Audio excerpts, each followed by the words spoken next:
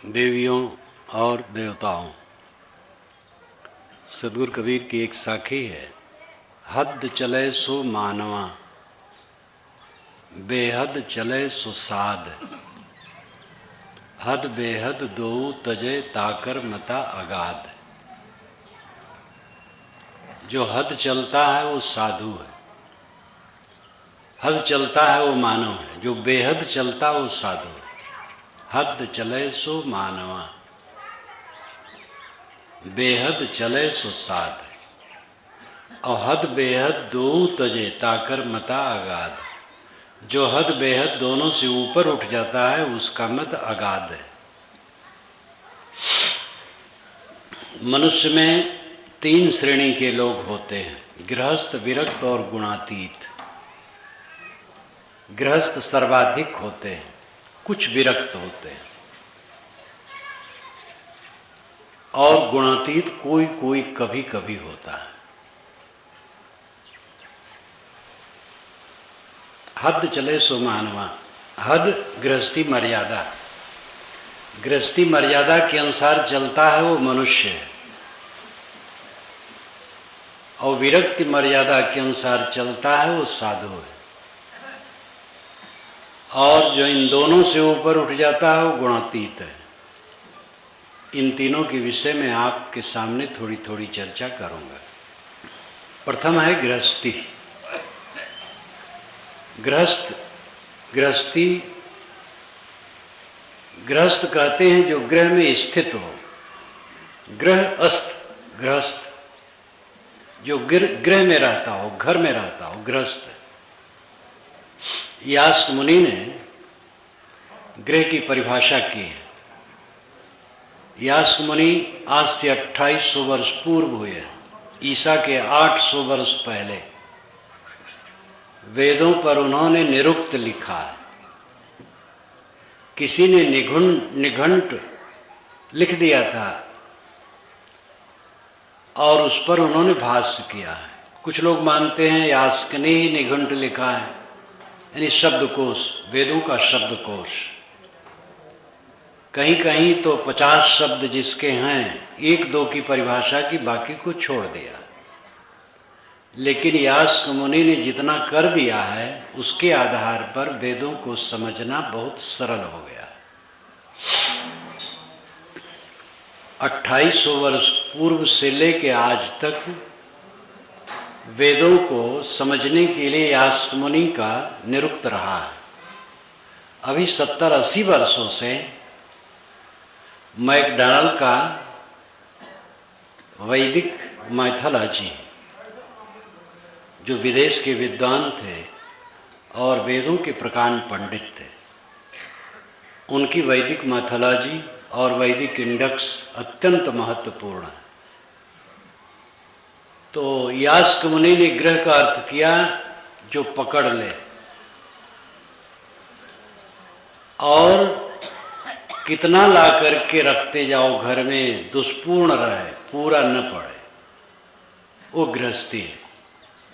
जितना लाओ धरो घर में, सब समय लगे कि पूरा नहीं हुआ, गृह पकड़ ले। ऐसा पकड़ता है कि जितना धरो घर में ला करके लगता है अभी पूरा नहीं हुआ। ये लोगों के स्वभाव को देख करके उन्होंने ये परिभाषा की। वैसे गृह का अर्थ है घर। घर में जो रहे वो गृहस्थ है। घर में साधु भी रहते हैं, उनके घर का नाम आश्रम है, कुटी है, मंदिर है। गृहस्थ का अर्थ होता है जो विवाह करके रहे। विवाह क्यों करना चाहिए? क्योंकि बिना विवाह के लोग संयमित नहीं रहेंगे। दुनिया में कुछ लोग होते हैं जो संयमित रह सकें, बाकी संयमित नहीं रह सकते, इसलिए विवाह करना जरूरी है। कभी मात्र सत्ताक वंश था, विवाह नहीं होता था। तो युवती जब लड़की होती थी तो कहीं से गर्भवती हो जाती थी और मर्यादित नहीं रहती थी। जहाँ से जब उसका मन हुआ, संबंध हुआ, इसलिए उसका गर्भ किससे टिका ये पता नहीं होता था।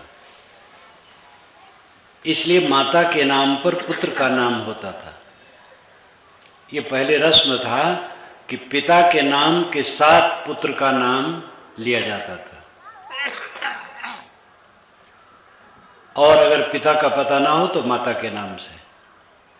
बृहदारण्यक उपनिषद के आखिर में 50 से अधिक ऋषियों का नाम है, जिसमें पिताओं का पता नहीं है, माताओं का पता है। मात्र सत्ताक वंश का अवशेष है वो। स्वामी शंकराचार्य वर्ण व्यवस्था के बड़े पक्षधर थे। उन्होंने ब्राह्मण को ही वेद का अधिकारी माना है, लेकिन वे भी जब वहाँ भाष्य किए तो उन्होंने लिखा, स्त्री प्राधान्याद गुणवान पुत्रो भवतीत।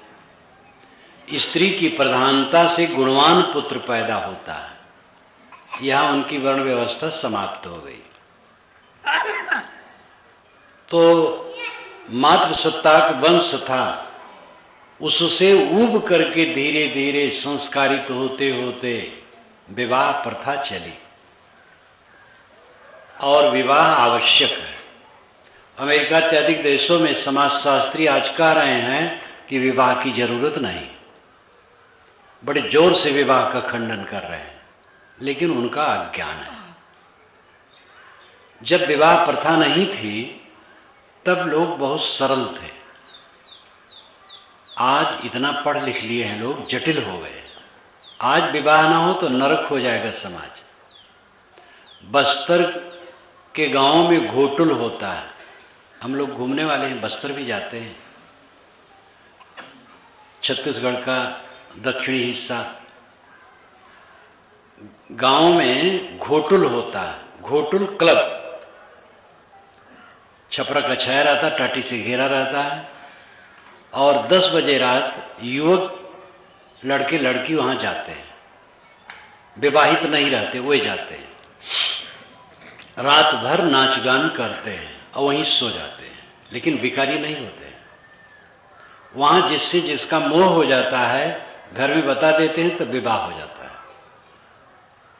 लेकिन ये शिक्षित लोग इस प्रकार करें तो नरक कर देंगे। शिक्षा का अपना भूषण है और दूषण है। अशिक्षित लोग, जिसको आप असभ्य कहते हैं, उनमें बड़ी सरलता होती है। तो विवाह प्रथा आज के शिक्षित युग में समाप्त हो जाए तो देश और दुनिया नरक हो जाएगा। इसलिए विवाह जरूरी है। विवाह विशिष्टम वहनम। विवाह का अर्थ होता है विशिष्ट ढंग से वहन करना, ठीक ढंग से निभाना। लड़की को लड़का, लड़का को लड़की ठीक ढंग से निभाएं, ये विवाह का अर्थ होता है। गहना, रुपया, दहेज, ये सब जो उछल करके सामने आ गया है, यह देश को बर्बाद कर रहा है। वैदिक युग में भी दहेज प्रथा थी, लेकिन मांगा नहीं जाता था। लड़का लड़की खोजता था। यह मुझे आश्चर्य लगा था जब प्रथम मैं सन 1954 में गुरु जी के साथ छत्तीसगढ़ गया था, विरक्ति मार्ग में आने के बाद।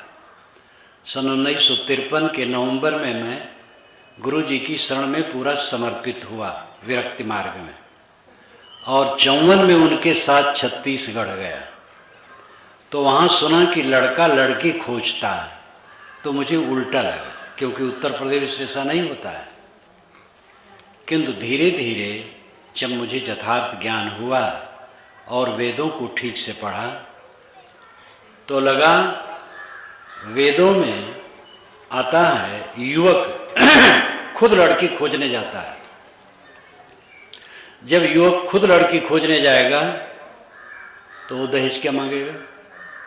छत्तीसगढ़ में एक विशाल वर्ग में दहेज प्रथा बिल्कुल नहीं, और संपन्न लोग हैं। वहाँ लड़का ही लड़की खोजने जाता है, दहेज प्रथा अपने आप नहीं है। उत्तर प्रदेश में जो बड़े कहलाने वाले हैं वो तो अत्यंत दयनीय दशा में है। अगर 2-3 लड़कियां हो गई तो खेत बाड़ी सब बेच दें, तब विवाह होगा। अन्य जातियों में तो संगठन भी है और 10-10, 50-50 जोड़े विवाह होते हैं बहुत सस्ते। लीला शाह की समाधि भूमि पर सन 1978 में मैं भाषण करने गया था। आशाराम जी, जिनका आप नाम सुनते, इनके गुरु लीला शाह जी, तब ये प्रसिद्ध नहीं थे आशाराम जी। तो भाषण करने गया था तो वहाँ बताया गया कि आपको रात में भी 10 मिनट के लिए आना पड़ेगा। निवास मेरा 1 किलोमीटर दूर था। मैंने कहा ठीक है, तो गया तो 70 जोड़े लड़की और लड़कों की शादी थी। तो उसमें खड़ा होकर के मैंने कर्तव्य बता दिया वर वधू का और फिर अपने आसन पर चला आया। ऐसी ऐसी प्रथा कई वर्गों में है, लेकिन ब्राह्मणों में नहीं है, क्षत्रियों में नहीं है, वैश्यों में कुछ कुछ शुरू हुआ है। ब्राह्मण सबसे बड़े हैं, इसमें कौन किसको माने, नाक कट जाएगी। और सबसे ज़्यादा दयनीय दशा इन्हीं की है। दहेज प्रथा से जितना ये पिस रहे हैं। बड़ौदा का एक सेठ जिसके पास हेलीकॉप्टर भी है, 100 से अधिक जोड़ों की शादी करवाई थी और उसमें अपने लड़के को खड़ा कर दिया था। अपने लड़की की शादी में वो करोड़ों खर्च कर सकता था। 100 रुपये एक शादी में लगा था और अपने लड़के और बहू को भी खड़ा कर दिया था उसी में। ऐसा उदार विचार का। दहेज प्रथा से समाज आज बहुत त्रस्त है। मुझे याद है बचपन में इस शरीर के पिताजी कहते थे कि भारत कुछ दिन में आज़ाद हो जाएगा, तब लोग शिक्षा बहुत होगी और शिक्षित खूब हो जाएंगे, दहेज प्रथा अपने आप खत्म हो जाएगी, घूस उस लोग नहीं लेंगे। घूस जितना बढ़ा है आप लोग जानते हैं, दहेज प्रथा जैसी बढ़ी आप लोग जानते हैं। अब तो लड़के वाले कहता है कि भाई देखो मैंने यूनिवर्सिटी तक पढ़ाया है लड़की वाले से। अब आप स्वयं सोचिए, चक्रवृद्धि के दर से सब वसूल करना है लड़की वाले से जो खर्च किए हैं पिताजी अपने पुत्र के लिए। अब उन्हीं की लड़की की शादी जब आती है तो उनको आकाश के तारे दिखाई देते हैं। तो ये बिल्ली वृत्ति है। बिल्ली जब चूहे को पकड़ती तो एक ही बार में मार देती है दांत से, और अपने बच्चे को एक जगह से दूसरी जगह ले जाती, मुखई में ले जाती, लेकिन दांत लगने नहीं देती। वही आदमी जब लड़की वाला होता है तो भे भे करता है बेचारा, और लड़का वाला होता तो सिंह की तरह गरजता है। लड़की लड़का का विवाह होना चाहिए। घर फूंक तमाशा आजकल जो बढ़ गया है, लंबी बारात, बहुत तमाशा और बहुत खर्च। एक बार मैं गुजरात में था तो एक भक्त एक बारात से आए बड़ौदा से, वो भी बड़ौदा घटना है। ये घटना करीब करीब 20 वर्ष की है। उन्होंने बड़े ठाठ से कहा कि साहब जहाँ मैं गया था बारात में, एक टाइम के भोजन में 60 लाख रुपए खर्च हुए थे। तो मैं चुप रहा। उन्होंने कहा दिल्ली से और विविध जगहों से नेता बड़े बड़े मंत्री आए थे। मैं चुप रहा, उदासीन रहा। उन्होंने कहा कैसे लगा? मैंने कहा बहुत बड़ा पाप लगा। इसमें तो एक बड़ा हॉस्पिटल कायम कर दिया जा सकता था गरीबों के लिए। तो 60 लाख रुपया आज से 20 वर्ष पूर्व एक टाइम के भोजन में। धन बढ़ रहा है कुछ लोगों के पास और पाप बढ़ रहा है। दहेज प्रथा क्यों है? अहंकार अधिक है और कुछ नहीं। लड़की लड़का एक दूसरे का आदर करें। कितनी लड़कियां ससुराल जाती हैं तो अपने पति को ताना मारती हैं, हमारे पिता सिर काट करके हमें कुएं में डाल गए, हमारी सहेलियों को इतने जोड़े जेवर मिले, ऐसे कीमती कीमती मिले। ऐसे संस्कार दिया जाता है। जेवर से शादी करना था तो जेवर रख करके उसी से शादी लड़की कर लेती, पति से कोई जरूरत नहीं। और दहेज से शादी करना है तो लड़का वाला पैसा इकट्ठा करके उसी से अपने लड़के की शादी कर रहे हैं। और मनुष्य शादी करना है तो दहेज और जेवर की क्या जरूरत है? ये स्त्रियों को भी जेल का साज अभी भी पसंद है। गुलाम रही हैं सदा से, भारत में तो आज़ाद हो गई हैं, लेकिन अभी भी हाथ में हथकड़ी, पैर में बेड़ी, गले में तौ, ये सब जितने आभूषण हैं इनके जेल वालों के साज हैं। इनको और उदार होना चाहिए। दहेज प्रथा पाप है। दहेज मांगने वाले महापापी हैं। दहेज देने वाले तो मजबूर हैं। बाल विवाह उत्तर प्रदेश में बहुत है अभी भी। और जब मैं अवध क्षेत्र में आता हूँ, कहीं गर्मी के समय में बड़ा कष्ट होता है। कई जोड़े आशीर्वाद लेने आते हैं। ऐसे लड़कों की आज भी शादी होती है जो धोती ठीक से नहीं पहन सकते। कितनी दयनीय दशा है। और इसी भारत में ऐसे क्षेत्र हैं जहाँ बाबा लोग नहीं हैं ज़्यादा, ब्राह्मण लोग, और 28-28 वर्ष की उम्र में शादी करते हैं। ये बाबा लोग अपन बहुत बड़ा मानते हैं, लेकिन इनमें सुधार नाम की चीज़ें नहीं। जो बाल विवाह इन ब्राह्मणों में अवध क्षेत्र में है, अत्यंत दयनीय दशा है। भारत के अन्य विभिन्न क्षेत्रों में घूमता हूँ,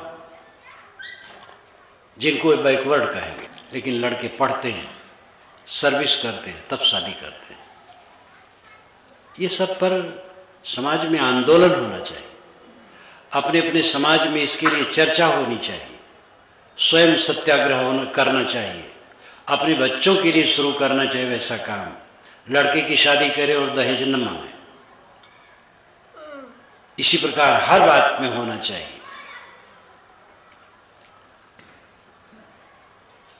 बच्चों की शिक्षा कब से आरंभ हो? नितकार ने बताया 20 वर्ष के पहले से, जन्म जब बच्चे का हो उसके 20 वर्ष के पहले से बच्चे की शिक्षा आरंभ हो। ये कैसे संभव है? इसका मतलब है माँ बाप अच्छे शिक्षित हो जाएं।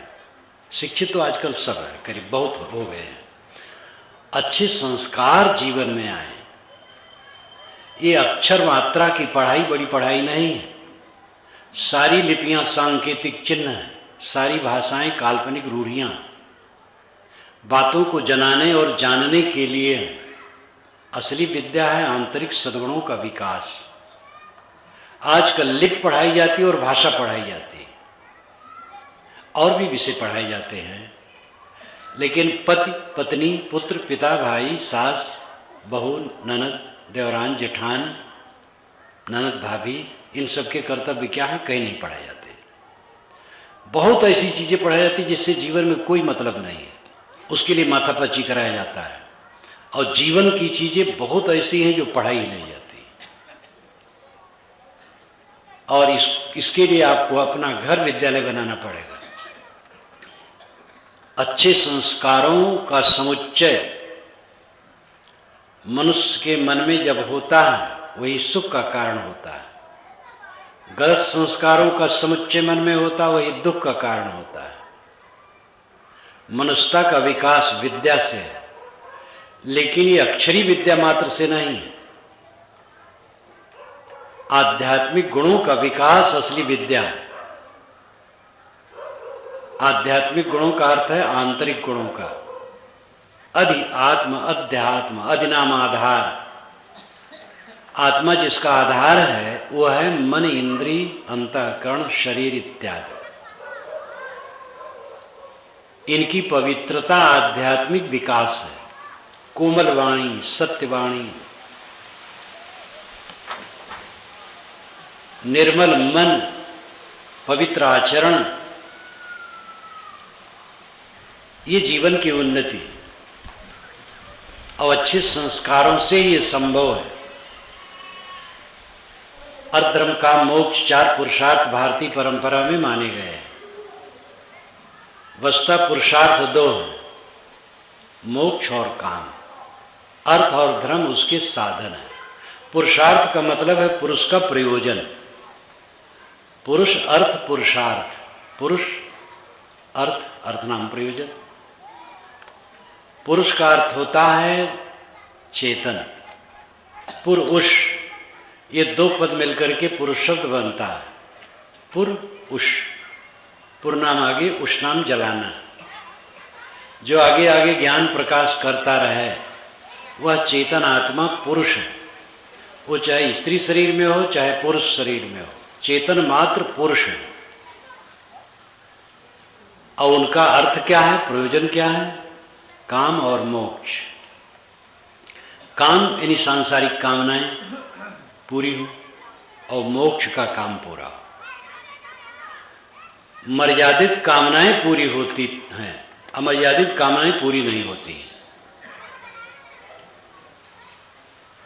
वे कामनाएं मर्यादित हैं जो शरीर के लिए आवश्यक है, जो अपनी अर्थ योजना के अंदर है, जो समय और शक्ति के अंदर पूर्ण हो सकती, वे कामनाएं उचित हैं।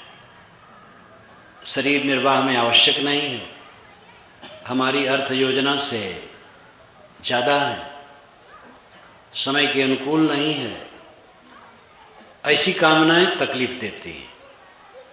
जीवन में कामनाएं हैं कुछ, मकान चाहिए, कपड़े चाहिए, भोजन चाहिए, परिवार के रक्षण के लिए वस्तुएं चाहिए, लेकिन इसमें तुलना की ज़रूरत नहीं है।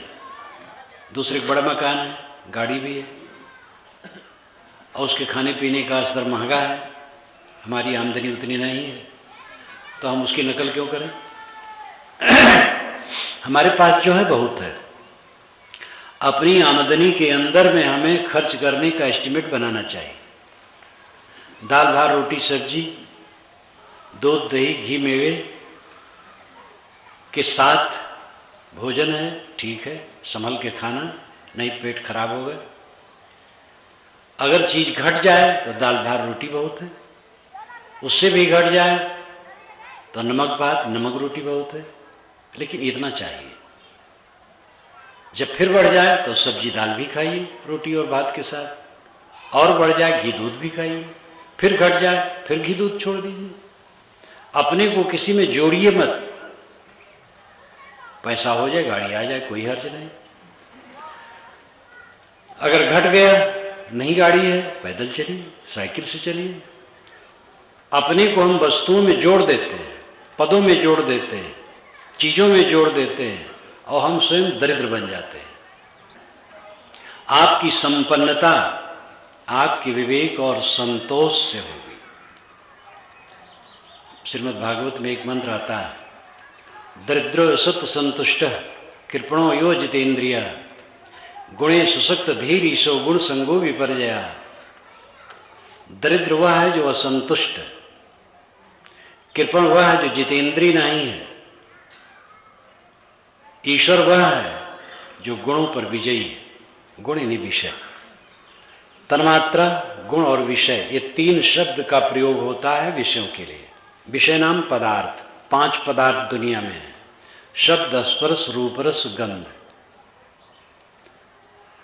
इनको तन्मात्रा भी कहते हैं और इनको गुण भी कहते हैं। गुण, विषय और तन्मात्रा, 3 शब्दों का प्रयोग इनके लिए होता है। संसार में जहाँ तक पसारा है, 5 विषयों का पसारा है।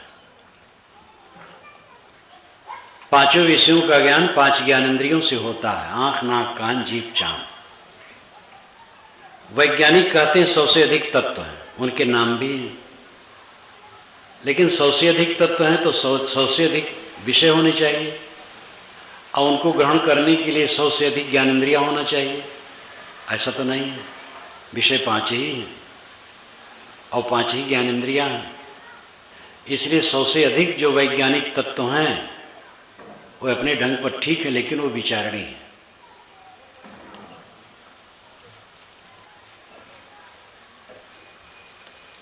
जीवन हमारा सरल हो, पवित्र हो। पुरुषार्थ काम और मोक्ष है।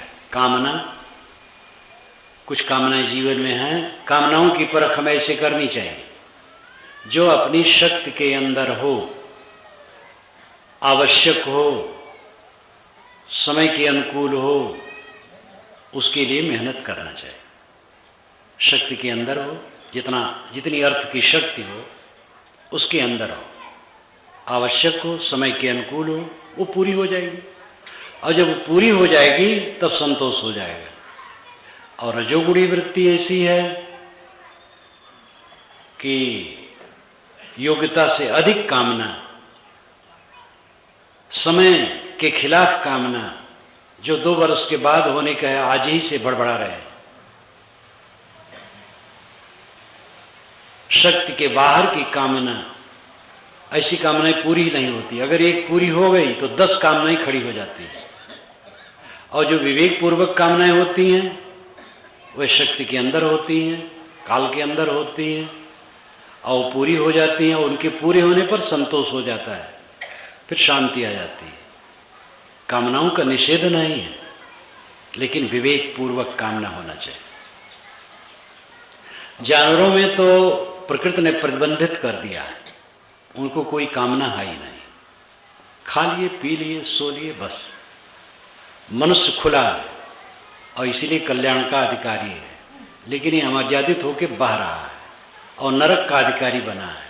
मनुष्य नरक भोगता है, हरदम तृष्णा, कामना, चिंता, उद्वेग, द्वेष, ईर्ष्या, क्रोध, काम, लोभ, मोह, इसी में जलता रहता है, क्योंकि अपने को संभालता नहीं। तो काम ये एक प्रयोजन है। काम का अर्थ एक स्थूल नहीं है जो स्त्री पुरुष के संबंध जनित है। काम यानी कामना, उचित कामना ठीक है। और मोक्ष, मोह का क्षय, जीवन में परम शांति। जो जानना था जान लिया, जो करना था कर लिया, जो पाना था पा लिया, यह तृप्ति अवस्था मोक्ष है। जानना था अपने को और बंधन को, जान लिया मैं शुद्ध आत्मा हूँ, देह से अतीत हूँ, निर्मल हूँ, कैवल्य हूँ, शुद्ध स्वरूप हूँ। करना था मोह का त्याग, मोह त्याग कर दिया। पाना था शांत, वह मिल गई। ये जीवन का फल है, ये मोक्ष है, ये पुरुषार्थ है। इसके लिए धर्म सहायक है और काम के लिए धन सहायक है। धन होगा तब काम पूरा होगा, धर्म होगा तो मोक्ष पूरा होगा। लेकिन धर्म में गड़बड़ी होती, हिंदू धर्म है, इस्लाम धर्म है, जैन धर्म है, बौद्ध धर्म है, ये भ्रम है। ये सब धर्म नहीं है, ये सब परंपराएं हैं, समाज है, संप्रदाय है, मजहब है, ये धर्म नहीं। इस्लाम 1450 वर्षों से है, उसके पहले धर्म नहीं था। अब आज भी जो मुसलमान नहीं हुए क्या होंगे, धर्मी होंगे कि नहीं? 2000 वर्षों से ईसाइयत है, उसके पहले ईसाइयत नहीं थी। 2500 वर्षों से बुद्धत्व है, उसके पहले बुद्धत्व नहीं था। शाब्दिक बुद्धत्व अर्थ जागृत होना हो तो सब समय रहा, लेकिन बौद्ध संप्रदाय तो नहीं था। जैन परंपरा उससे पुरानी है, लेकिन जैन साहित्य भी महावीर स्वामी के निधन के 1000 वर्ष बाद बना है। ईसा के बाद जैन साहित्य बना है। महावीर स्वामी जो अंतिम तीर्थंकर थे, उनके जीवन काल में जैन मत का एक पर्चा भी नहीं था। उनके निधन के 1000 वर्ष बाद 32 आगम ग्रंथ बने हैं अर्धमागधी में, जो बिहार के क्षेत्र में बने हैं। तो वो भी अपना सीमित समय से है। हिंदू शब्द चारों वेदों में कहीं नहीं, 6 शास्त्रों में नहीं, समस्त वैदिक साहित्य में नहीं, यहाँ तक वाल्मीकि रामायण और महाभारत में भी नहीं है। ईरान वालों ने सिंध नदी को हिंद नदी कहा, इस देश को हिंद देश। फिर हिंदू शब्द यहाँ के लोगों के लिए प्रयुक्त हुआ, तब से हिंदू शब्द आया। दारा ने हिंदू शब्द का प्रयोग किया है। 2500 वर्षों से हिंदू शब्द का प्रचलन हुआ है। हिंदू कौन, मेरी एक छोटी सी पुस्तक है जो कबीर दर्शन का एक संदर्भ है। हिंदू धर्म नहीं है, हिंदू समाज है। हिंदू मजहब भी नहीं है, इस्लाम मजहब है, बुद्धत्व जैनत्व संप्रदाय हैं, लेकिन हिंदू संप्रदाय और मजहब नहीं है। हिंदू एक विशाल सागर की तरह है, समाज है, उसमें बहुत संप्रदाय हैं, लेकिन धर्म वो भी नहीं है। धर्म उसे कहते हैं जो देश काल की सीमा के बाहर हो। इस्लाम की सारी परिपाटी 1450 वर्षों से है, ईसाइयत की 2000 वर्षों से, बुद्धत्व की 2500 वर्षों से, इसी जैनत्व की। हिंदू समाज जिससे आज परिचित है, जिन संस्कारों से, वो पुराना नहीं है, 2000 वर्षों के अंदर का है। जितने देवता आज हिंदू में पूजे जा रहे हैं, कोई वैदिक नहीं है, और जो वैदिक देवता थे आज कोई पूछता भी नहीं। इंद्र सबसे बड़ा देवता है, ऋग्वेद सबसे पुराना वेद है और भारी है, और उसमें 1/4 में इंद्र की महिमा है। अब आज इंद्र को कोई पूछने वाला नहीं। इंद्र, मरुत, वरुण, उषा, अश्वनी, दधिक्रा, अनेक देवता हैं, नाम भी लोग नहीं जानते, पूजना तो दूर है। और जिनको हिंदू समाज आज पूज रहा है, जितने देवताओं को, कोई वैदिक नहीं। हाँ, जोड़ लिया जाता वो अलग बात है। जैसे महावीर, महावीर वेदों में आता है, सोमरस भरने का कलश होता था महावीर, जो यज्ञ में रखा जाता था, उसको हनुमान जी से जोड़ लिया गया है। ईसा वेद में है, ईसावास्यम इदम सर्वम, ईसाइयों ने जोड़ लिया कि देखो हमारा ईसा मसीह आपके वेद में है।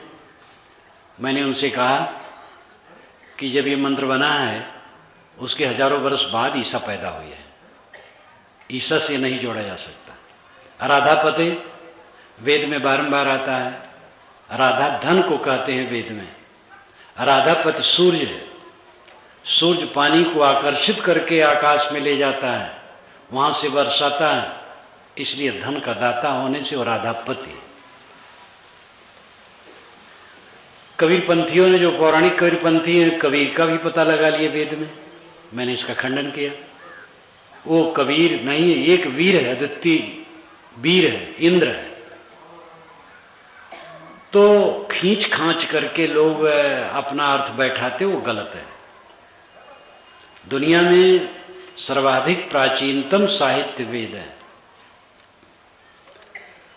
तो मैं कह रहा था कि ये जो आज का हिंदू समाज के जितना पूजा अर्चा है, सब वैदिक नहीं है, पीछे का है। और इसमें भी परिवर्तन हो रहा है। दशहरे में श्री राम का जो महत्व था, अब घट रहा है, दुर्गा जी जगह ले रहे हैं। दुर्गा जी श्री राम को किनारे कर रहे हैं। संतोषी माता एक नई आ गई 50 वर्षों से, यहाँ वहाँ जहाँ तहाँ मत पूछो कहाँ का है संतोषी माँ। मनुष्य का दिमाग देवताओं के निर्माण का विशाल कारखाना है, उसमें अनेक देवता बनते हैं, परिवर्तित होते हैं, मिटते हैं। सारे ज्ञान विज्ञान का दाता कौन है? वेद शास्त्र कुरान पुराण का निर्माता कौन है? सारे देवताओं का सृजता कौन है? सारे ईश्वरों का निर्धारण करने वाला कौन है? मनुष्य। मनुष्य की आत्मा सर्वोच्च है और वो इनका सृजन विसर्जन करती रहती है। इसलिए संप्रदाय कोई एक सबका दादा नहीं। धर्म का अर्थ होता है संयम और शील, अपने पर संयम और दूसरे के लिए शील का बर्ताव धर्म है। और ये सनातन है, अनादि है, अनंत है। मजहब बनते बिगड़ते रहते हैं। राम नाम जप कीजिए आप, 1000 वर्ष के पहले राम नाम जप नहीं था। 1500 वर्ष के पहले हरि नाम जप नहीं था। वेदों में हरि शब्द है, वो अश्व के लिए है। वाल्मीकि रामायण में हरि बानर के लिए है। विष्णु परक और परमात्मा परक हरि ईसा के बाद शुरू हुआ है, और हरि नाम जब 1500 वर्षों से शुरू हुआ है। गॉड शब्द बहुत पुराना नहीं, ये मैं समझता हूँ कि 1000-1500 वर्षों से हो गए, और उससे पुराना नहीं है। तो जितने नाम हैं वो किसी देश काल में बनते हैं। जितनी पूजा पद्धतियाँ होती किसी देश काल में बनती हैं और मिटती हैं, बदलती हैं। लेकिन संयम और शील का मूल्य कभी घटता नहीं। आप किसी लोक में चले जाएं, वहाँ सुसंस्कारित मनुष्य हों, वहाँ भी धर्म होगा, संयम और शील। लेकिन वहाँ राम नाम जप, अल्लाह नाम जप नहीं होगा, कुरान, वेद, बाइबल, गीता, रामायण कहीं पता नहीं होगा, यहाँ के कोई देवी देवता नहीं होगा, कुछ भी यहाँ का नहीं होगा। लेकिन संयम और शील का मूल्य वहाँ भी होगा। अपने पर संयम और दूसरे के लिए शील। जो अपने पर जितना संयम कर सकेगा दूसरे के लिए शील का बर्ताव कर सकेगा। महाराज राम ने अपने पर संयम किया तो भाई भरत के लिए उन्होंने शील का बर्ताव किया, राज्य दे दिया। भरत ने अपने पर संयम किया तो श्री राम के चरणों में अयोध्या का राज समर्पित कर दिया। जब श्री राम नहीं आए तो भरत ने केवल राज्य की व्यवस्था देखी, भोग नहीं किया। ये संयम का फल शील का बर्ताव हुआ। कौरव पांडव संयम नहीं कर सके तो शील का बर्ताव नहीं कर सके, निशील हो गए। 18 दिन के गृह युद्ध में कट के मर गए। ये दो महाकाव्य हमारे हैं। रामायण भाईचारे का सीख देती है, महाभारत भाई भाई कटने की सीख देता है। महाभारत में ज्ञान विज्ञान की बहुत बात हो अलग है। दोनों उदाहरण हमारे हैं। जो जितना अपने पर संयम कर सकेगा वह उतना दूसरे के साथ शील का बर्ताव कर सकेगा। यही धर्म है। फिर आप अल्लाह जपो, राम जपो, ओम जपो, शिव जपो, गुरु जपो, जो जपो, जैसा मंत्र पाठ करो, जैसी किताब पढ़ो, कोई फर्क नहीं होता। पूरब मुँह करके प्रार्थना करो कि पश्चिम मुख करके प्रार्थना करो। कबीर साहब ने कहा, अल्लाह राम जियो तेरी नाही, जिन पर मेहर हो तुम साईं। क्या मोड़ी भूई सिरनाए, क्या नर जल देह नहाए। खून करे मिस्कीन कहावे, उगड़ रहे छिपाए। क्या वजूद जब मज्जन कीने, क्या हज मक्के जाएं। हृदय कपट नमाज गुजारे, क्या हज मक्के जाएं। हिंदू व्रत 11, 24, 30 रोजा, मुसलमान 11 मास, कहो किन टारे एक महीना आना। जो खुदाए मस्जिद बसतु है और मुलुक के केरा। तीरथ मूर्त राम निवासी, दुईमा किन्हों नहेरा। पूरब दिशा हरि को बासा, पश्चिम अला मुकामा। दिल मा खोज दिलय मा खोजो, यह करीमा रामा। वेद कितेब कहा किन झूठा, झूठा जो न विचारे। सब घट एक एक के लेख है, भय दूजा के मारे। जेते औरत मर्द उपाने, सो सब रूप तुम्हारा। कबीर पोगरा अल्लाह राम का, सो गुरपीर हमारा। मानवीय बातें इसमें इतनी संग्रह कर दी गई हैं इतनी पंक्तियों में कि क्या पूछना। पूरब दिशा हरि रहता और पश्चिम अल्लाह रहता है क्या? पंडित पूरब तरफ मुख करके प्रार्थना करता और मियाँ पश्चिम तरफ। वस्तुतः हिंदू समाज में उपासना का अवलंब सूर्य है। वेद में सूर्य जहाँ उगता वो पूरब है और सूर्य प्रकाश स्वरूप है, प्रकाश ज्ञान का प्रतीक है। इसलिए पूरब तरफ मुख करके लोग प्रार्थना करते हैं।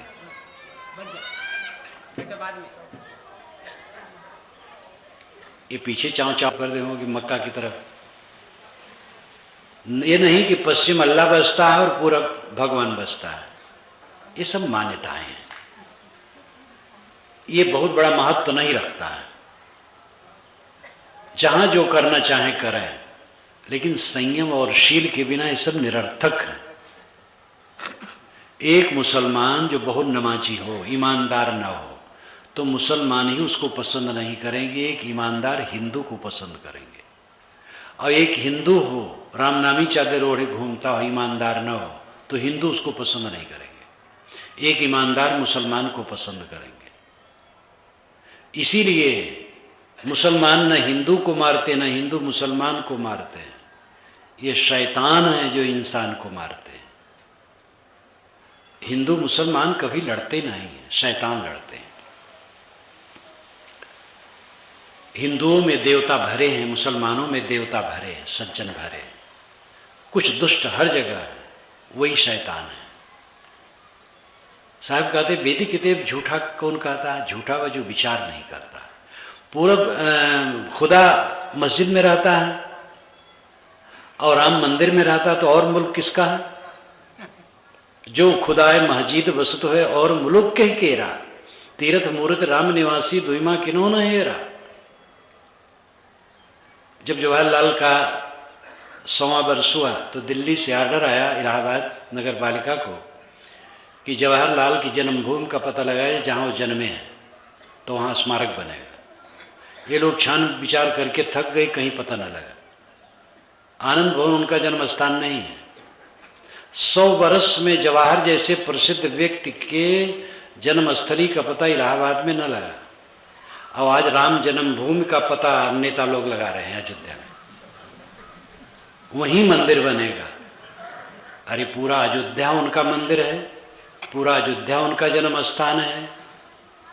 प्राणी प्राणी में राम है। राम अयोध्या में कलह न हो इसलिए अयोध्या छोड़ के वन चले गए थे। आज के नेता गद्दी के लिए अयोध्या में कलह करते हैं। ये नेता हैं कि डुबाने वाले? राम के भक्त हैं। राम ने अयोध्या की गद्दी को छोड़ दी कि जिससे अयोध्या में कलह न हो। अब आज के नेता अयोध्या में कलह करके गद्दी पर पहुंचना चाहते हैं। ये राम के साथ पूरी दुश्मनी है। पूरी मनुष्यता को उठाने की राष्ट्रीयता क्या है? क्या जमीन राष्ट्र है? केवल जमीन राष्ट्र है तो फिर चंद्रलोक राष्ट्र है। चंद्रलोक कोई राष्ट्र नहीं कहता, वहां प्राणी है ही नहीं। हमारा देश राष्ट्र है। भारत माता 31 वर्ष की युवती, सुंदर कपड़ा पहना करके तिरंगा झंडा दे करके खड़ा कर दिया जाता है चित्र में, वंदे मातरम लिखा जाता है। भारत माता का चित्र आप लोगों ने देखा होगा। एक युवती सुंदरी स्त्री को अगर उसी कोई आरती पूजा करे और कहे कि मैं भारत माता का भक्त हूँ और राष्ट्रीय हूँ तो समझ नहीं है। कन्याकुमारी से लेकर कश्मीर तक, पंजाब से बंगाल तक ये भारत माता है। और यहाँ के जितने प्राणी हैं इनके प्रति हमदर्दी राष्ट्रीयता है। इसी प्रकार विष्णु 4 भुजा बना करके शंख चक्र गदा पद्म दे करके मूर्ति में चित्र में बैठा दिया गया, आरती उतार ली गई तो विष्णु भगवान के भक्त हैं। विश्व कहते हैं प्रवेश करने को, विष्णु कहते हैं जो सब में प्रविष्ट हो। सब घट में जो प्रविष्ट है वो विष्णु है। इसलिए पूरे प्राणियों के प्रति हमदर्दी, दया, करुणा ये विष्णु की उपासना है। तो साहब कहते हैं कि मंदिर में राम बसता है और मस्जिद में खुदा बसता है और दोनों आपस में समाधान नहीं कर पाते बैठ करके। उनके सिर छिपाने के लिए आप मंदिर और मस्जिद बनाते हो। कहीं भी जगह कब्जा करना हो, मस्जिद बना लिया, मंदिर बना लिया, शिवलिंगी रख दिया, हनुमान जी को रख दिया, एक पत्थर लाल रंग में रख करके सड़क पर रख दिया, पीछे दुकान कायम कर ली। अब मजाल है कोई हटा दे? हटाएगा तो धर्म नाश हो जाएगा। इतना धर्म का दुरुपयोग किया जा रहा है, हद है। धर्म है संयमशील, अपने पर संयम, दूसरे के लिए शील। अर्थ धर्म काम मोक्ष, ये 4 पुरुषार्थ है। पुरुषार्थ मोक्ष और काम है। अर्थ और धर्म उसके सहायक है। अर्थ से सांसारिक कामनाएं पूरी होती हैं और धर्म से मोक्ष होता है। गृहस्थी जीवन में रह करके ये ध्यान दे, मोटी मोटी बात, जुआ मत खेलो, शराब मत पियो, कोई नशा का सेवन न करो। जब प्रोफेसर भी तंबाकू और पान मुख में खा करके लेक्चर देना शुरू करते हैं तो वो विद्यालय को डुबाते हैं। अध्यापक के दांत चमकने चाहिए। तंबाकू, पान, बीड़ी, सिगरेट, शराब, कबाब अध्यापक खाएं पिएं और बाबा लोग खाएं पिएं, साधु बाबा लोग। साधु बाबा लोग कहते जो न पिए गांजा की कली उस लड़के से लड़की भली। बिना अमल के मर्द जैसे बाणा बर्द, उल्टा पलटा कहते रहते हैं। तो दोहा चौपाई तो कोई भी बना सकता है। मछली खाने वाले भी कहते हैं रोहू, पढ़नी, माछली, कनक जीर के भात, भगत बैठ पछतात है दिने लटे की बात। भगत हो गए बेचारे, अब कैसे खाएं रोहू, पढ़नी, मछली और कनक जीर के भात। तो दोहा साखी तो कोई भी बना सकता है।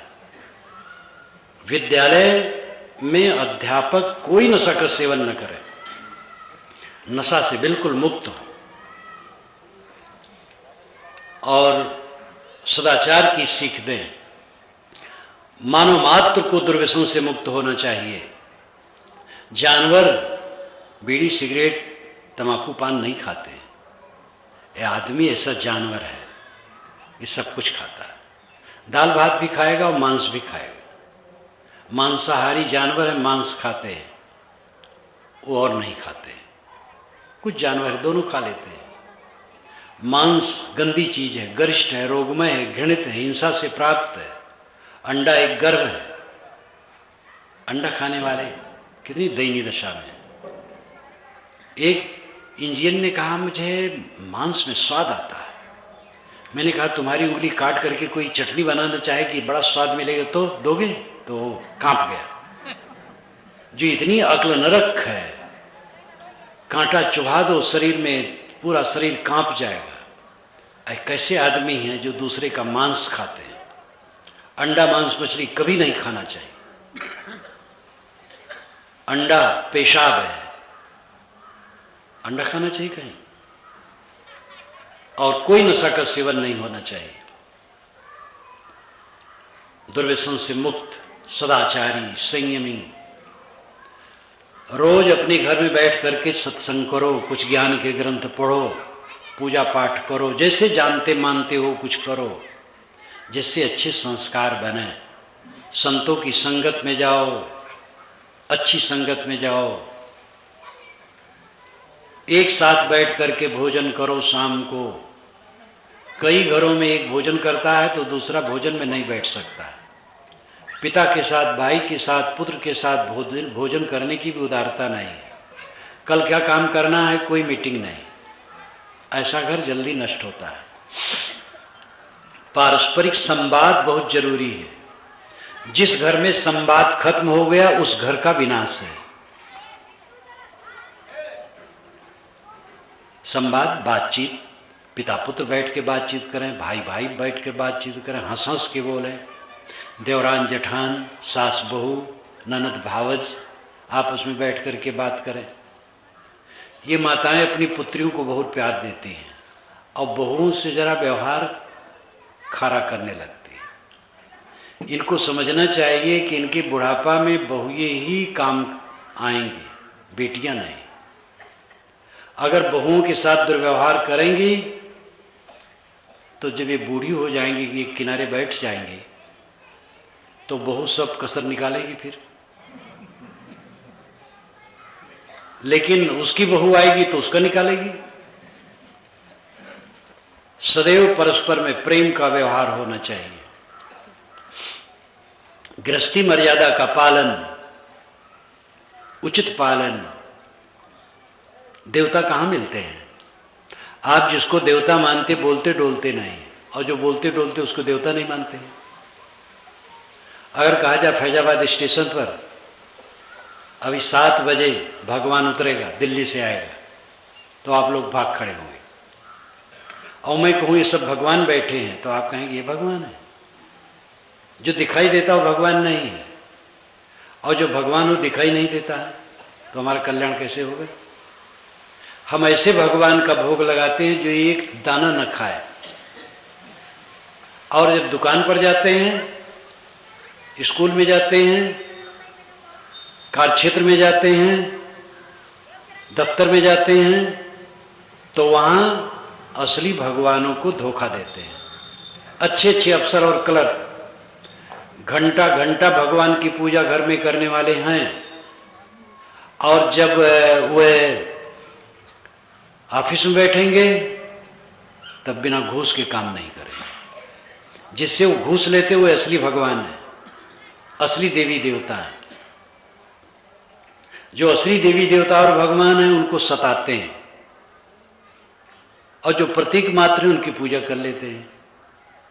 मंदिर में पूजा की और फाटक बंद कर दिए और भगवान को डांट दिए कि देखिए भगवान, दफ्तर में मत आना, दुकान पर मत आना, वहाँ हमें धोखा देना है। ऐसे भगवान की पूजा से कल्याण होने वाला है? ये प्राणी प्राणी भगवान है। गोस्वामी जी ने भी कहा सिया राम में सब जग जानी, सभी मतों में कहा गया है। बात तो यह है प्रयोग करने की।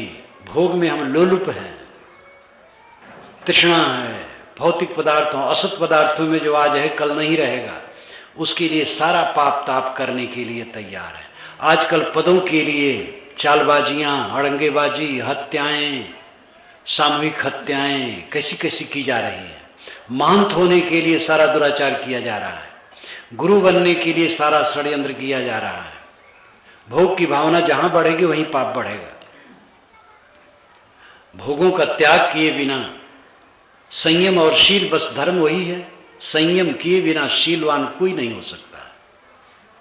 तो साहब कहते हद चले सो मानवा, गृहस्थी मर्यादा का पालन करके जो चलता हो मनुष्य, और उसमें संयम और शील मुख्य है। बेहद चले सो साध। साहब कहते जो हद छोड़ करके चले वो साधु है, गृहस्थी मर्यादा से ऊपर उठ गया और किसी विरक्त गुरु की शरण में चला गया और वहां पर अपना घर पराया घर बराबर हो गया, मानव मात्र बराबर हो गए। कोई विरक्त हो तो उसे शुद्ध ब्रह्मचर्य का पालन करना चाहिए। अगर स्त्री विरक्त हो तो पुरुष से दूर, पुरुष विरक्त हो तो स्त्री से दूर। महंत हुए तो महंतनी बैठा लिए, साधु हुए तो साधुनी बना लिए, ये गलत बात है। कबीर साहब ने कहा है सुंदरी ना सो है सनकादिक के साथ, कबों दाग लगावे कारी हाड़ी हाथ। उनके कहने का प्रयोग कितना सुंदर है। सुंदरी ना सो है सनकादिक के साथ, सनकादिक विरक्तों के साथ में सुंदरी नहीं सोती है। कारी हाड़ी हाथ में लेके चलोगे तो कभी तो दाग लगेगा, कुसंग करोगे तो पतन होगा। मूस बिलाई एक संग को कैसे रह जाए। तो विरक्त को चाहिए शुद्ध ब्रह्मचर्य का पालन, गृहस्थों को परेशान न करें। गृहस्थ अपने ढंग से जितनी सेवा करें उसमें संतुष्ट रहें। सांप्रदायिकता का प्रचार साधु न करें, धर्म का प्रचार करें, संयमशील का प्रचार करें, उदारता से सत्य का प्रचार करें। सत्य का कोई ठेकेदार नहीं है, कोई संप्रदाय सत्य का ठेकेदार नहीं है। सारे संप्रदाय मनुष्यों के बनाए हैं, सारी किताबें मनुष्यों की बनाई हैं, सारे महापुरुष केवल मनुष्य।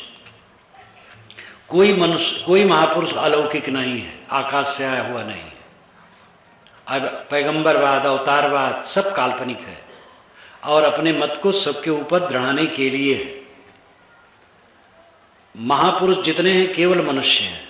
सारे शास्त्र मनुष्य की रचना, सारे संप्रदाय मनुष्यकृत, इसलिए कोई एक संप्रदाय सत्य का ठेकेदार नहीं है। किंतु सत्य तो मनुष्य का आत्मा खुद है। सत्य कहीं बाहर से मिलता, आप स्वयं सत्य हैं। सत्यवाणी, सत्य विचार, सत्य बोध प्राप्त करके सत्य में स्थित हो जाइए। सत्यमेव जयते नानृतम सत्येन पंथा वित्तो दिव्याना येना क्रमंत्र शेव व्याप्त कामा ये तत् सत्य स्परम निधानम। सत्य ही विजयी होता है, झूठ नहीं। सत्य का रास्ता सत्य से ही ओतप्रोत है, जहाँ पहुँचना वो भी सत्य ही है। सत्य आपका आत्मा है, पहुँचना नहीं है, रुकना है। बाहर की मंजिल चलने से मिलती है, भीतर की मंजिल रुकने से मिलती है। फैजाबाद जाना है तो चलना पड़ेगा, परमात्मा के धाम में जाना है तो रुकना पड़ेगा। परमात्मा का धाम अनंत आनंदमय है, उसमें पहुंच जाओ सदा शीतल, वो कहीं बाहर नहीं है। जो देश और भिन्न काल में हो वो सत नहीं है, इसी देश में है, इसी काल में। बदरसा के जिस स्कूल के प्रांगण में आप बैठे हैं घास फूस में, अगर यहाँ परमात्मा नहीं मिलेगा तो अयोध्या भी नहीं मिलेगा, बद्रीनाथ में भी नहीं मिलेगा। परमात्मा तो आपका आत्मा है, जो दिव्य ज्योत, अंदर ज्योति, यही परमात्मा है। वेद में मुझे एक जगह अयोध्या शब्द मिला है, हो सकता है और जगह भी हो, मेरी नज़र फिसल गई हो। अगर कोई पता लगावे तो मुझे सूचना दे तो मैं उस पर भी मनन करूँगा। एक जगह मुझे मिला अथर्ववेद में, अष्टाचक्रा नौ द्वारा देवानाम पूर्योध्या तस्याम हृदया कोशा स्वर्गो ज्योति सावरता। 8 चक्र 9 द्वार वाली देवताओं की अयोध्यापुरी ये शरीर है। इसमें सोने का खजाना है जो आत्मा है। स्वर्ग ज्योतिषावृता, उसमें स्थित होना ही स्वर्ग है जो ज्योति से आवृत है। स्वर्ग का अर्थ ही अपने में लौट आना। स्वगा, स्वर्ग का पदच्छेद करें तो हो जाएगा स्वगा। स्व में गमन, अपने में लौट आना, अपने में शांत हो जाना स्वर्ग है। विकुंठ, कुंठा रहित हो जाना, काम पर फ्री हो जाना वैकुंठ है। मोह का क्षय मोक्ष है। आत्मस्थित परमात्म स्थित है। वासना शून्य होकर के मौन हो जाना परमानंद है। परमात्मा में निवास करने के लिए आपको चलना नहीं, रुकना है। भटक रहा है मन, भटक रहा है। क्यों भटक रहा है? खोज रहा है बाहर कुछ मिलेगा। धोखा खाते खाते अभी पता नहीं लगा बाल पक गए। रमई काका की बात याद आती है। लखनऊ में एक व्यंगकार हुए रमई काका, विद्वान थे, लेकिन व्यंग में रमई काका अपने को लिखते थे। वह लखनऊ के बाजार में गए, एक दुकान पर पहुंचे। दुकान पर एक पुतला स्त्री का खड़ा था, तो समझे कोई स्त्री खड़ी है। तो उन्होंने कहा मैडम नमस्ते। लोग हंसने लगे। अरे रमई काका भूल गए तो पुतला है। तो कहे धोखा होगा, धोखा होगा। दूसरे दिन एक दुकान पर गए, वहाँ स्त्री खड़ी थी बनी टनी, वो समझे पुतला है, तो कंधे पर हाथ रख दिए। उसने एक चाटा मारा। रमई काका ने कहा धोखा होगा। जीवन में आपको धोखा पता लगा कभी कि नहीं लगा? इसमें जो बूढ़े बूढ़े बैठे हैं, दूल्हा बने थे एक दिन, आज उनसे पूछे बाबा दूल्हा बने थे कैसे लग रहा है, तो यही कहेंगे धोखा होगा। जिनको लड़का नहीं है, लड़के के लिए बहुत परेशान, लड़के वाले से पूछो वो कहेगा धोखा होगा। लड़का ना होता तो अच्छा होता। कई लड़के वाले परेशान हैं। लड़का हो भी, आज्ञाकारी हो, तो आपको सुख कैसे देगा? सुख तो आपको तब मिलेगा जब आपका मन शांत होगा। लड़का भोजन दे सकता, वस्त्र दे सकता, पैर दबा सकता है, सुख कैसे देगा? जब तक अपना मन पाजी है, तृष्णा वाला है, कोई सुख नहीं दे सकता। जिसके मन में तृष्णा है, वासना है, कामना है, कहीं भी शीतल नहीं हो सकता है। आबोहवा ठंडी कश्मीर नहीं साहब, ठंडा हो कलेजा जिसे कश्मीर उसे कहते हैं। जब गृहस्थी मर्यादा से ऊपर उठ गया, विरक्त हो गया, सच्चा विरक्त हो, विरक्त सबको होना चाहिए। ये सब कोई जरूरी नहीं कपड़ा बदल दें और आश्रम बदल दें, घर में रहें वही कपड़ा पहने, मन से विरक्त हो जाए। विरक्त हुए बिना अंदर में अनुरक्ति होगी ही नहीं। परिवार का पोषण कीजिए, विरक्त रहिए। धाय मालिक के बच्चों की सेवा करती है, सब कुछ प्यार करती है, लेकिन अपना नहीं मानती। इस ढंग से रहिए। विरक्त होने की जरूरत सबको है। साधु मात्र का शरीर नहीं छूटेगा, गृहस्थों का भी छूटेगा। सबको छोड़ना है। छोड़ने के पहले मन छोड़ दे तब विजय है। यहां साधु के लिए कहा गया बेहद चले सुसाद, हद बेहद दो तजे ताकर मत आगाद। जो गृहस्थी विरक्ति दोनों से उठ गया ऊपर, उसका मत अगाध है।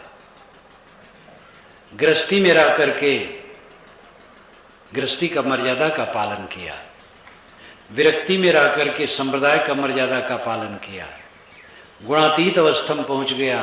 अब उसके लिए सब बराबर हो गया। आत्मलीन, आत्मतुष्ट। कबीर साहब काशी से मगहर जाने लगे। लोग मानते थे काशी में मरता हो पापी भी मुक्त हो जाता है, और मगहर में मरता है पुण्यात्मा भी तो गधा होता है। तो उन्होंने कहा देखो मैं मगहर जाता हूं, मुझे गधा बनाने वाला कौन हो सकता है? मैं जाता हूं, कौन बनाता है?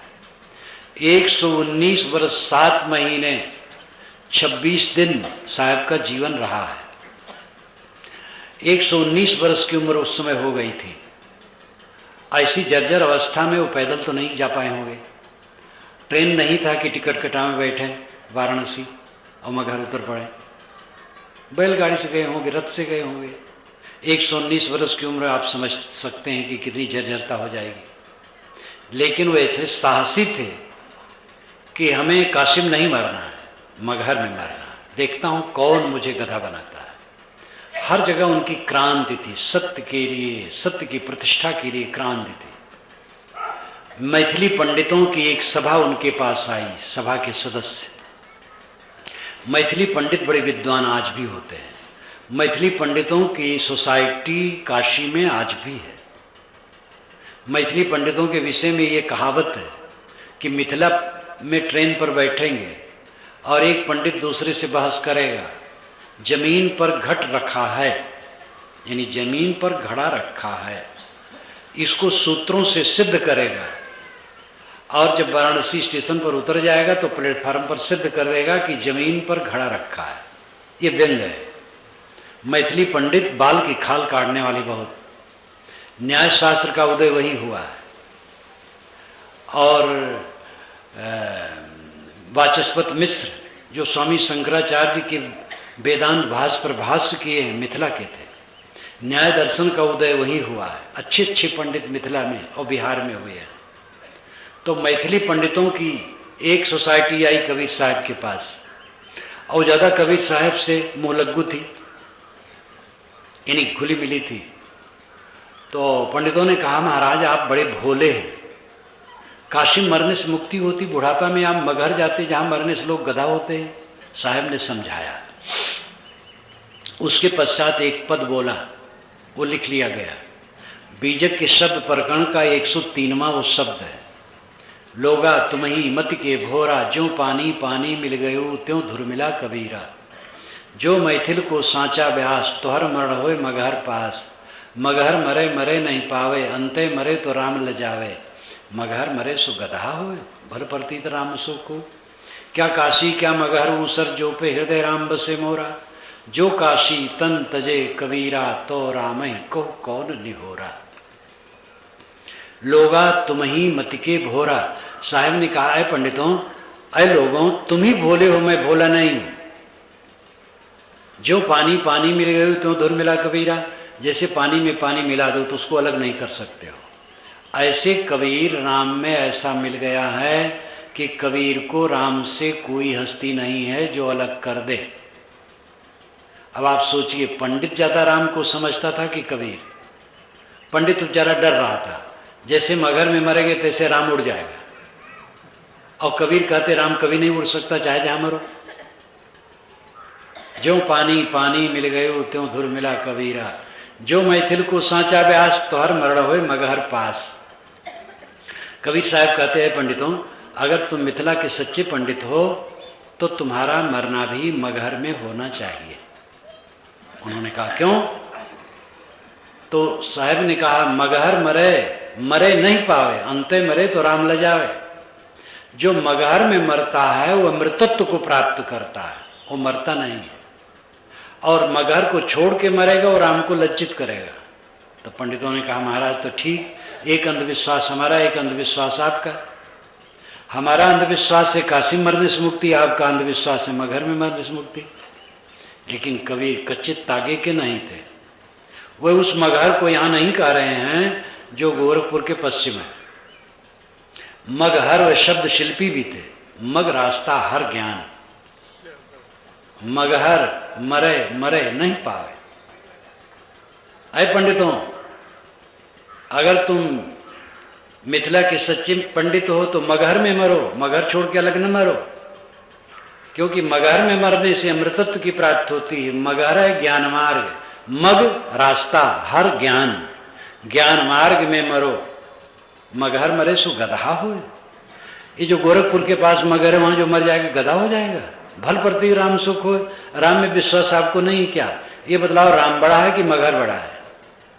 अब पंडित जी के लेने देने हो गए। कैसे कहें मगहर बड़ा है?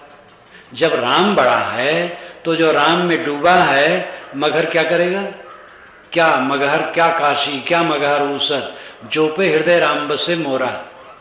मेरे हृदय में राम की स्थित है तो काशी और मगहर में क्या फर्क पड़ता है? क्या काशी, क्या मगहर, ऊसर, ऊसर जमीन हो, ज्ञानी का वहाँ शरीर छोड़ जाए तो क्या फर्क पड़ता है। जो काशी तन तजय कबीरा तो राम ही कौन नहीं हो रहा।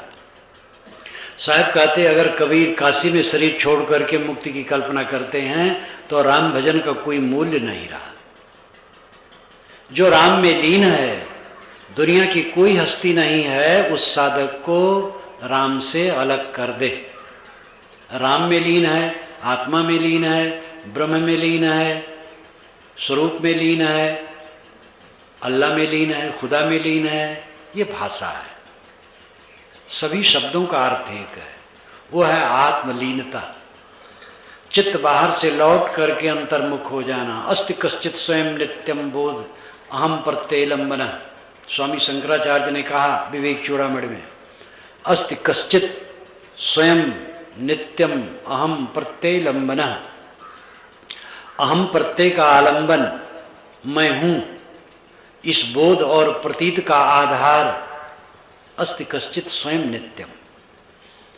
कोई स्वयं नित्य सत्ता है जो आत्मा के रूप में है, मैं के रूप में है।